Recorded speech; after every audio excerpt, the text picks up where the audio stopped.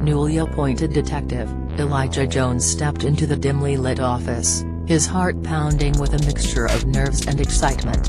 It was his first day as a detective, and not just any day, a day where he was thrown into the deep end with a murder case that had the whole department on edge. The victim was a prominent figure in the community, found lifeless in an alley with no witnesses and few clues. The air was thick with the scent of old coffee and anticipation as Elijah's new partner, a grizzled veteran named Matt Harper, tossed a case file onto the desk. "Welcome to the big leagues, rookie. You ready to get your hands dirty?" Harper grunted, his eyes scrutinizing Elijah's reaction. Elijah nodded, "As ready as I can be." He opened the file to reveal crime scene photos, witness statements, and a myriad of evidence that seemed like a jigsaw puzzle waiting to be solved. The two detectives huddled over the file, and looking at the whiteboard notes for any clues. Their shadows dancing on the walls as they pieced together the events leading up to the murder.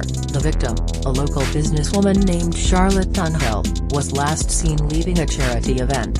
Her reputation was as spotless as the diamond necklace and earrings she wore at night, making the motive for her murder a baffling mystery. Elijah's eyes caught a detail in the photos, a peculiar pattern on the victim's neck.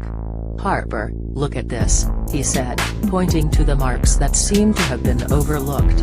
"Could this be a clue to the murder weapon?" Harper leaned in, his skepticism fading into intrigue. "Good eye, rookie. Let's get down to the lab and see what they can figure out, come on." The lab was a hive of activity, with technicians moving swiftly between microscopes and computers. Elijah felt a surge of adrenaline as he watched the team work with precision, analyzing the pattern he had discovered. It was some time before a tech approached them with a revelation. "It's a custom-made signaturing imprint," he explained. "Rare, expensive, and definitely not something you find on your average Joe." Armed with this new information, Elijah and Harper hit the streets, canvassing the area for pawn shops and jewelers who might recognize the unique ring. Hours turned into days as they followed lead after lead, each one bringing them closer to the truth. Their break came when a local jeweler recognized the ring design. "Yes, I made this for a client," he said, his hands trembling as he handed over the sales record. "I remember because he had such specific requirements for the design." The client was none other than a high-profile attorney named Chandler McGee with a penchant for luxury and a hidden grudge against Dunhill. Elijah could hardly believe it, the pieces were falling into place. With a warrant in hand, the detectives searched the attorney's home, finding the damning piece of evidence, a signet ring with traces of Dunhill's DNA. It was the smoking gun they needed. The attorney was arrested, and as he was led away in handcuffs, he shot a venomous glare at Elijah. But Elijah felt no fear, only the satisfaction of knowing he had helped bring justice to a grieving family. Back at the office, Harper clapped Elijah on the back.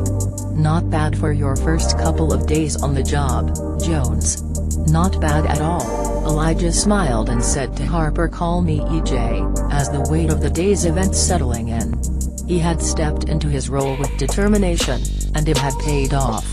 As he packed up his desk, he knew this was just the beginning of a long and challenging career.